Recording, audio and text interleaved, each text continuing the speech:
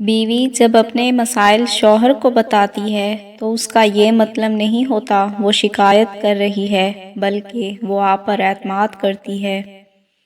جن گھروں میں مرد عورتوں سے نرم لہجے میں مسکرا کر بات کرتے ہیں، ان گھروں میں برکتیں راج کرتی ہیں۔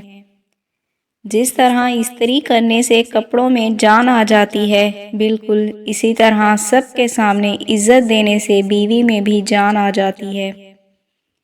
بیوی چاہتی ہے کہ اسے لفظوں کے بغیر سمجھا جائے، اس کی خاموشی کو محسوس کیا جائے، اس کی طلب کی قدر کی جائے، اس کی آنکھوں کی نمی کو دیکھ کر اس کے دل کا حال جانا جائے۔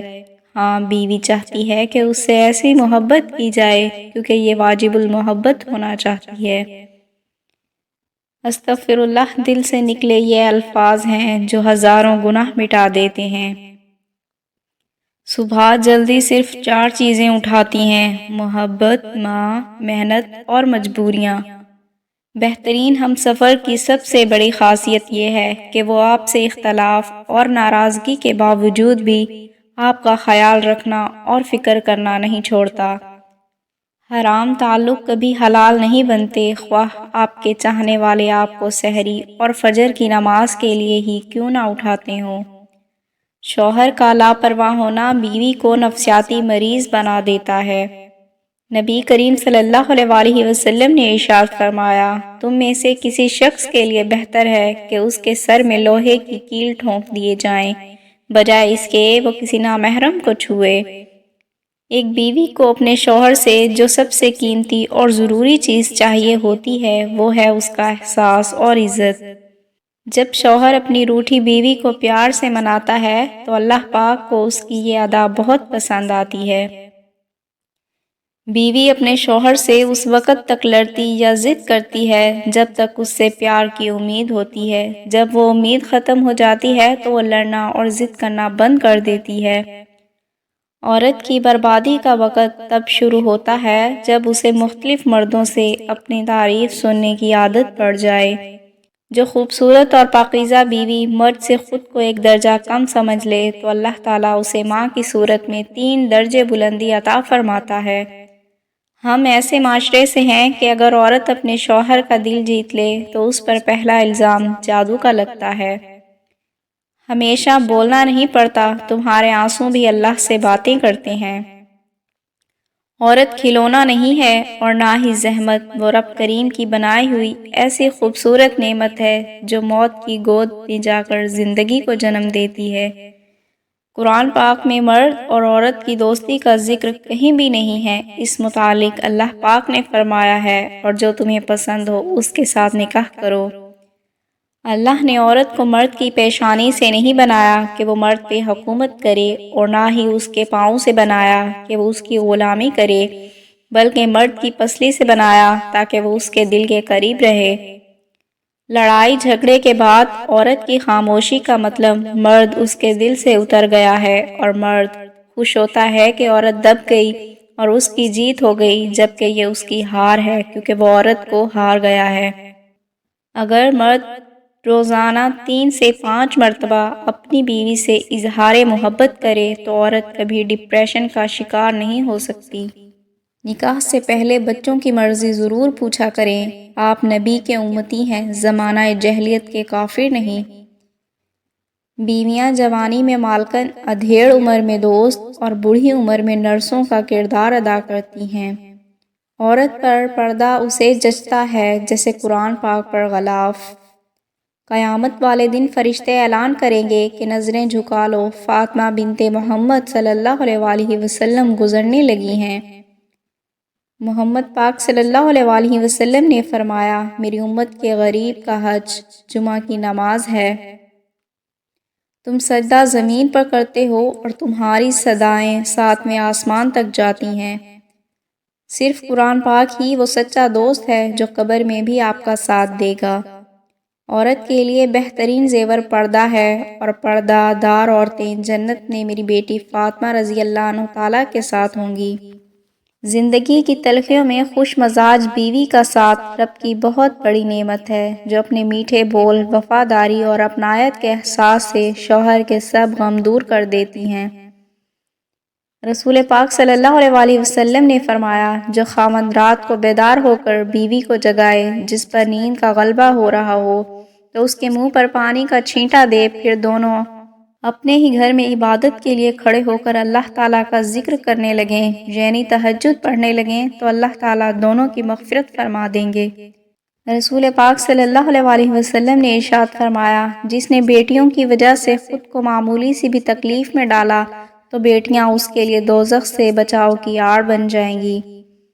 بیوی اپنے شوہر سے اس وقت تک لڑتی یا ضد کرتی ہے جب تک اس سے پیار کی امید ہوتی ہے، جب وہ امید ختم ہو جاتی ہے تو وہ لڑنا اور ضد کرنا بند کر دیتی ہے۔ 10 گناہ گار عورتیں: بے پردہ عورت، احسان جتلانے والی، تیز زبان والی، شوہر کی نافرمان، دین کا مذاق اڑانے والی، غیبت کرنے والی، چغل خور، بال کھول کر چلنے والی، ہر وقت موت مانگنے والی، بلا ضرورت گھر سے نکلنے والی۔ 7 گناہ گار مرد: بیوی پر ظلم کرنے والا، تکبر کرنے والا، پیسے پر ناز کرنے والا، خاندان سب کو ذلیل کرنے والا، دکھاوا کرنے والا، ماں باپ کا نافرمان، دکھاوا زیادہ کرے گا اور حاسد ہوگا۔ سیدنا عبداللہ بن عمر رضی اللہ عنہ تعالیٰ سے روایت ہے کہ رسول پاک صلی اللہ علیہ وسلم نے فرمایا، جب تم میں سے کسی کے سامنے شام کا کھانا رکھا جائے، ادھر نماز کھڑی ہو تو پہلے کھانا کھا لے اور نماز کے لیے جلدی نہ کرے جب تک کھانے سے فارغ نہ ہو۔ کڑوے الفاظ جب بولتے ہیں تو وہ گولی کی طرح سینے میں لگتے ہیں، دل چیر کے اس کے ٹکڑے ٹکڑے کر دیتے ہیں اور آگے والا انسان سکون سے سو جاتا ہے۔ کسی کو دکھ دے کے اور وہ ٹوٹا ہوا انسان بنا کچھ جواب دیے خاموش ہو جاتا ہے، اور اگر وہ تہجد میں رو دے، اللہ پاک کے سامنے اپنے آنسو گرائے، تو اس انسان کو ڈرنا چاہیے، کیونکہ ایک بار لگ جائے پھر انسان کبھی نہیں سدھرتا۔ اندرونی غم باہر کی جوانی کھا جاتے ہیں اور لوگ بس پوچھنے آتے ہیں کہ چہرے کا وہ رونق کہاں چلا گیا، لیکن چہرہ پڑھتے نہیں کہ اندرونی غم اس انسان کو کھا رہا ہے جو اس انسان کے اندر دبے پڑے ہیں، جس کا کسی سے ذکر بھی نہیں کر پاتا۔ انتظار کی اذیت کے بعد ہی تو یعقوب علیہ السلام کو یوسف علیہ السلام سے ملوایا گیا تھا۔ جسے سزا سمجھ رہے ہو، اسے دیری میں تمہارے لیے بہتری چھپی ہوئی ہے۔ زبان دراز لوگوں سے ڈرنے کا کوئی فائدہ نہیں، وہ تو شور ڈال کر اپنی بھڑاس نکال لیتے ہیں، مگر ڈرو ان لوگوں سے جو سہ جاتے ہیں، کیونکہ وہ معاملہ اللہ کے سپرد کر دیتے ہیں۔ جہاں ناانصافی کی گنجائش نہیں ہوتی، وہاں دیر ہے اندھیر نہیں۔ بس تھوڑا اور صبر، پھر اللہ کن کہہ دے گا اور فیکن کا نظارہ تمہارے سارے غم دور کر دے گا۔ جب تمہارا دل کسی کے گلے لگ کر رونے کو چاہے تو قرآن کو گلے لگا لینا۔ حضرت خدیجہ رضی اللہ عنہ تعالیٰ پہلی عورت تھی جنہوں نے نکاح کا پیغام نبی کو بھیجا، جو اللہ نے ان کے ذریعے لڑکی کو خود اپنے خاوند پسند کرنے کی آزادی دی۔ ہم نوکری کی لالچ میں بہت ساری کتابیں پڑھ لیتے ہیں، لیکن جنت کی لالچ میں قرآن کریم نہیں پڑھتے۔ جیب میں پیسے ہونے کے باوجود بازار سے گزرتے ہوئے اپنی ذاتی خواہش پوری نہ کرنے والا کنجوس نہیں بلکہ باپ ہوتا ہے۔ مولا علی فرماتے ہیں، دل جیتنا چاہتے ہو تو آواز میں نرمی پیدا کرو۔ اللہ سے مانگنا کبھی مت چھوڑنا، اللہ نے تو ابلیس کو بھی دے دیا جو اس نے مانگا تھا۔ تم اپنے آپ کو اتنا ہی گناہ گار سمجھتے ہو تو اللہ کو پکارنا مت چھوڑنا۔ اللہ اس دل کو کبھی اپنے کن سے محروم نہیں رکھتا جو ٹوٹ کر بھی وقت تہجد اللہ کو منانا نہیں چھوڑتا۔ مولا علی فرماتے ہیں، عقل مند ہے وہ شخص جو انجام سوچ کر کام کرے۔ رسول پاک صلی اللہ علیہ وسلم نے فرمایا، صدقہ برائی کے 70 دروازوں کو بند کرتا ہے۔ ماں اور سجدہ، ان دو جگہوں سے زیادہ سکون آج تک کہیں سے نہیں ملا۔ آخری وقت دیر کے ڈر سے مانگنا کبھی مت چھوڑنا، اللہ دیتا ضرور ہے آخری وقت پر بھی۔ یا اللہ ان دلوں کو سکون دے جن کے حال تیرے سوا کوئی نہیں جانتا، آمین ثم آمین۔ زمین پر سب سے طاقتور فتح انصاف ہے۔ تم اپنے پروردگار کی تعریف کے ساتھ تسبیح کرو اور اس سے مغفرت مانگو، بے شک وہ معاف کرنے والا ہے۔ اور اللہ تعالیٰ نے اپنی بیوی کو سینے سے لگا کر اسے محبت کا احساس دلانے پر بھی صدقے کا ثواب رکھا ہے۔ اللہ سے رشتہ اتنا مضبوط رکھو کہ تمہیں کسی کے سہارے کی ضرورت نہ پڑے۔